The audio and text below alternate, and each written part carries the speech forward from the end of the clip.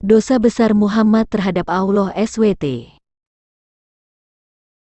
Mungkin Anda pernah mendengar beberapa kesalahan yang dilakukan oleh Muhammad, lalu ditegur oleh Allah SWT dan menjadi latar belakang turunnya ayat-ayat Al-Quran. Kesalahan yang saya sebut sebagai dosa besar Muhammad adalah tindakan yang dilakukan oleh Muhammad yang bertentangan dengan apa yang sudah diberitahukan bahkan diperintahkan Allah SWT kepadanya.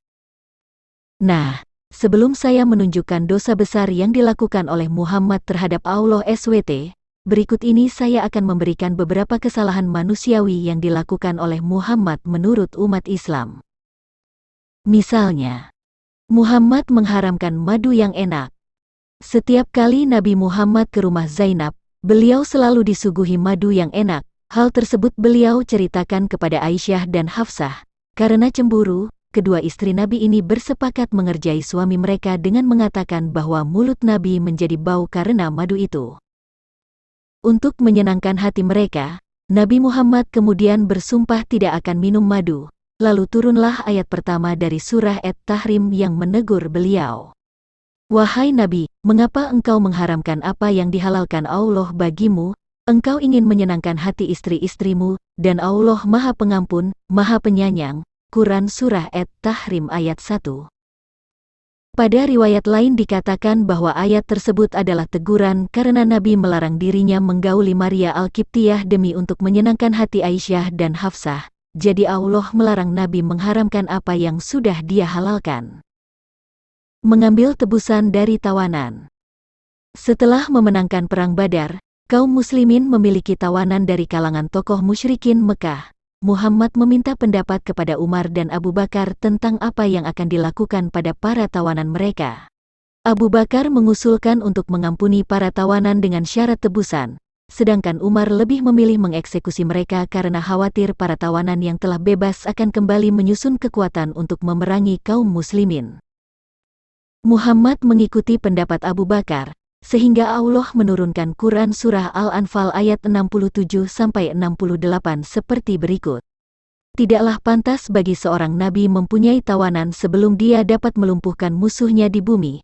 Kamu menghendaki harta benda duniawi sedangkan Allah menghendaki pahala akhirat untukmu. Allah Maha Perkasa, Maha Bijaksana. Quran Surah Al-Anfal ayat 67.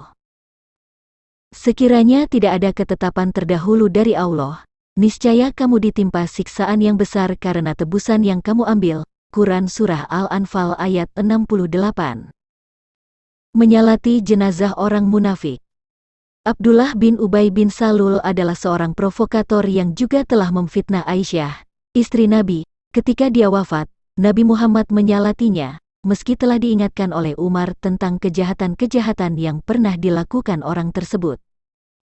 Setelah Nabi menyalati jenazah Abdullah bin Ubay, turun ayat Al-Quran tentang larangan menyalati jenazah orang munafik. Dan janganlah engkau Muhammad melaksanakan salat untuk seseorang yang mati di antara mereka, selama-lamanya dan janganlah engkau berdiri di atas kuburnya. Sesungguhnya mereka ingkar kepada Allah dan Rasul-Nya dan mereka mati dalam keadaan fasik. Quran Surah At-Taubah ayat 84. Tidak mengucap insya Allah. Suatu ketika, ada yang memberikan pertanyaan kepada Muhammad untuk menguji kenabiannya. Muhammad menjanjikan jawabannya esok harinya. Namun di hari berikutnya, bahkan hingga 2 pekan Muhammad belum memberikan jawaban. Orang-orang Quraisy pun mengejek beliau dan mendustakan kenabiannya.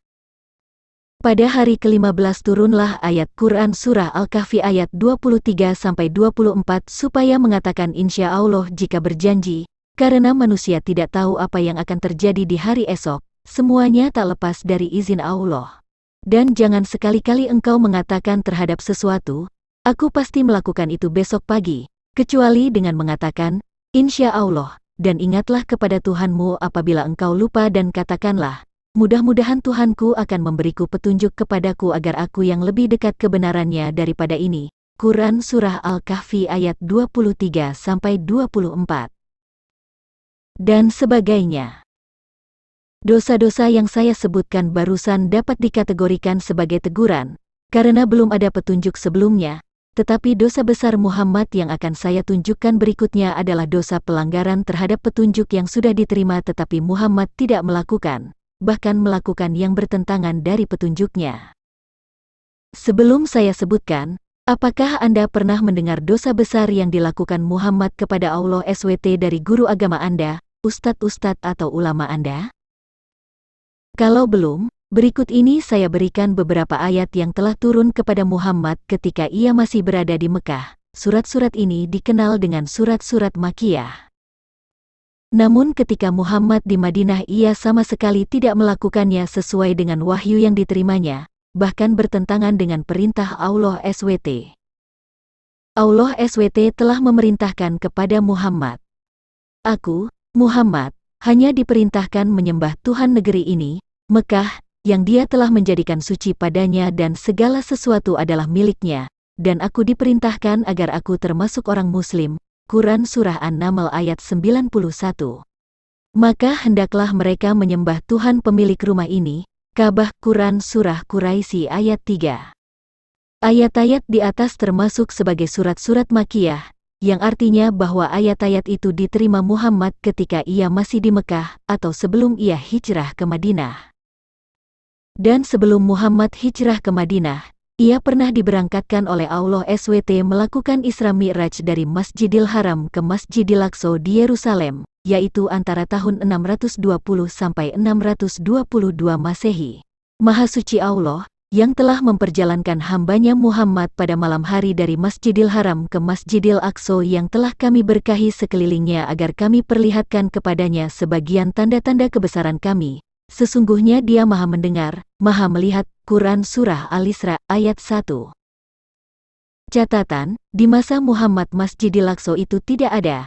Kalau yang dimaksud sebagai Masjidil Aqsa adalah Bait Salomo, Bait Allah ini sudah dihancurkan oleh tentara Romawi di tahun 70 Masehi, sedangkan masjid yang disebut Al-Aqsa saat ini dibangun di masa Umar bin Khattab. Muhammad sendiri hijrah ke Madinah pada tahun 622 Masehi dan tahun inilah yang kemudian dijadikan tahun pertama perhitungan untuk tahun Hijriyah. Dengan peristiwa Isra Mi'raj ini, tentu memiliki kenangan tersendiri bagi Muhammad dan tentu akan sulit melupakan keistimewaan yang ditunjukkan Allah SWT kepadanya. Tahukah Anda apa yang dilakukan dan diajarkan Muhammad di Madinah? Yang dilakukan Muhammad di Madinah antara lain. Pertama, Muhammad justru mendirikan masjid yang berkiblat ke Yerusalem, bukan ke Ka'bah. Padahal ketika Muhammad di Mekah ia telah menerima perintah supaya menyembah Tuhan negeri Mekah saja, yaitu pemilik Baitullah Ka'bah. Padahal Muhammad belum lama melakukan atau mengalami peristiwa Isra Mi'raj dan bertemu dengan Jibril di Sidratul Muntaha, yang mana pada peristiwa itu Muhammad telah melihat wujud asli dari malaikat Jibril yang memiliki sayap sebanyak 600 sayap. Muhammad telah melihat Allah yang berupa cahaya atau hanya tertutup dengan cahaya, menerima perintah salat 50 waktu menjadi 5 waktu, bertemu dengan para nabi terdahulu di langit 1-7. Muhammad hingga meninggal masih tetap tinggal di Madinah. Ia sama sekali tidak kembali ke Mekah ke Baitullah Ka'bah yang seharusnya ia lakukan untuk membangunnya, memeliharanya dan menyembah Tuhannya di Baitullah. Kedua, di Quran Surah Al-Baqarah ayat 125 dikatakan, "Kami menjadikan rumah Ka'bah tempat berkumpul dan tempat yang aman bagi manusia, dan jadikanlah makam Ibrahim itu tempat salat," dan seterusnya. Tetapi hingga Muhammad meninggal ia tidak melakukan itu. Muhammad justru membangun masjid yang lain, misalnya Masjid Qiblatain dan Masjid Quba di Madinah. Yang membangun Masjidil Haram atau Ka'bah justru dilakukan oleh Khalifah Umar bin Khattab yang dimulai pada abad ke-7 Masehi dan selanjutnya direnovasi dan diperbesar oleh penguasa negara Arab. Kondisi Masjidil Haram sebelum dilakukan renovasi besar-besaran adalah seperti gambar berikut ini. Kalau gambar ini adalah hasil jepretan kamera, tentu gambar ini diambil kurang dari 2 abad yang lalu, atau setelah tahun 1800 yang lalu. Mungkin Masjid Quba yang dibangun oleh Muhammad dan pengikutnya di Madinah lebih megah dari Baitullah Ka'bah yang ada di foto tadi, padahal menurut kepercayaan umat Islam bahwa Ka'bah langsung dari Allah dan sudah ada di zaman Adam dengan dalil Quran Surah Ali Imran ayat 96 yang berkata, "Sesungguhnya rumah ibadah pertama yang dibangun untuk manusia, ialah Baitullah yang diberkahi dan menjadi petunjuk bagi seluruh alam." Bahkan umat Islam meyakini bahwa Ka'bah dibangun sebelum Adam. Katanya, di zaman Nabi Nuh, Ka'bah mengalami kerusakan akibat banjir besar, yang mengakibatkan bagian atas hancur dan yang tersisa hanya pondasinya. Dengan kondisi hancur bagian atas, Ka'bah kemudian direnovasi oleh Nabi Ibrahim dan Nabi Ismail. Di masa inilah Nabi Ibrahim dan Nabi Ismail diperintahkan oleh Allah untuk meninggikan kembali pondasi itu. Lalu kisahnya diabadikan di Quran surah kedua ayat 127. Dan ingatlah ketika Ibrahim meninggikan pondasi Baitullah bersama Ismail, seraya berdoa, "Ya Tuhan kami, terimalah amal dari kami. Sungguh, Engkaulah yang Maha Mendengar, Maha Mengetahui." Quran surah Al-Baqarah ayat 127. Nabi Ibrahim dan Ismail jauh-jauh datang dari Israel Selatan atau Palestina menuju Ka'bah yang berjarak lebih dari 1000 km. Untuk meninggikan pondasi Ka'bah, mereka rela tidak makan selama di perjalanan dan selama membangunnya, karena di daerah Ka'bah belum ada orang dan tanahnya pun tandus dan berbatu yang tidak terdapat tanaman untuk sumber hidup. Sementara Muhammad yang terlahir di Mekah justru meninggalkan Mekah di mana Baitullah berada, dan hijrah ke Madinah yang semakin jauh dari Ka'bah, dan tentu ini sangat bertentangan dengan Quran surah Al-Baqarah ayat 125 dan semangat yang dilakukan Ibrahim dan Ismail di zamannya. Ketiga, di Madinah Muhammad justru mengatakan supaya tidak enggan menyembah Al-Masih, dan ini bertentangan dengan Quran surah An-Naml ayat 91. Surat An-Nisa termasuk sebagai surat-surat Madaniyah yang diberitakan Muhammad di Madinah, dan salah satu ayatnya mengatakan, Al-Masih sama sekali tidak enggan menjadi hamba Allah, dan begitu pula para malaikat yang terdekat kepada Allah, dan barang siapa enggan menyembahnya dan menyombongkan diri, maka Allah akan mengumpulkan mereka semua kepadanya. Ayat itu berbicara tentang Al-Masih dan tentu maksud kata menyembahnya adalah menyembah Al-Masih, sebab ia adalah roh Allah yang tidak enggan mengambil wujud sebagai seorang hamba Allah. Keempat, di Quran surah At-Taubah ayat 31, Muhammad justru mengajarkan bahwa Allah dan Al-Masih adalah Tuhan, yaitu Tuhan yang Maha Esa. Surat At-Taubah termasuk sebagai surat-surat Madaniyah yang turun ketika Muhammad di Madinah. Ayat ini mengatakan, mereka menjadikan orang-orang alim dan rahib-rahibnya sebagai Tuhan selain Allah dan Al-Masih putra Maryam, padahal mereka hanya disuruh menyembah Tuhan yang Maha Esa, tidak ada Tuhan selain Dia, Maha Suci Dia dari apa yang mereka persekutukan.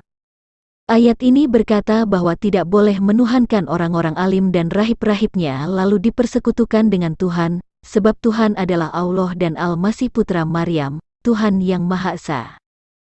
Al-Masih adalah roh Allah dan firman-Nya. Sehingga Allah, roh Allah dan firman-Nya bukan tiga Tuhan, tetapi satu kesatuan. Oleh karena itu Allah dan Al-Masih adalah Tuhan yang Esa. Quran surah An-Nisa ayat 171. Kelima, di Madinah Muhammad justru mengakui jika Isa adalah firman Allah. Tentu dengan pengakuan ini maka ayat-ayat yang bukan dari Isa Al-Masih sudah pasti bukan firman Allah. Surat An-Nisa dan Ali Imran adalah surat-surat Madaniyah yang turun ketika Muhammad berada di Madinah. Dan di surat Ali Imran ayat 45 justru diakui bahwa Al-Masih adalah seorang yang terkemuka di dunia dan di akhirat, melampaui kekuasaan Tuhan negeri Mekah pemilik Ka'bah yang hanya berkuasa di negeri Mekah dan sekelilingnya. Kalau digali lebih banyak lagi, mungkin masih ada dosa-dosa pelanggaran Muhammad kepada Allah SWT berdasarkan wahyu yang diterimanya. Kalau Muhammad melakukan kesalahan karena belum menerima petunjuk, maka kesalahan itu bukan karena kesengajaan tetapi karena ketidaktahuan. Demikian isi video ini dan mudah-mudahan semakin banyak orang yang semakin cerdas memahami sesuatu. Jika Anda menyadari dan mengerti apa yang saya sampaikan pada video ini, maka Anda akan semakin mengerti mana ajaran yang mengandung kebenaran dari Tuhan dan mana kebenaran hasil rekayasa manusia.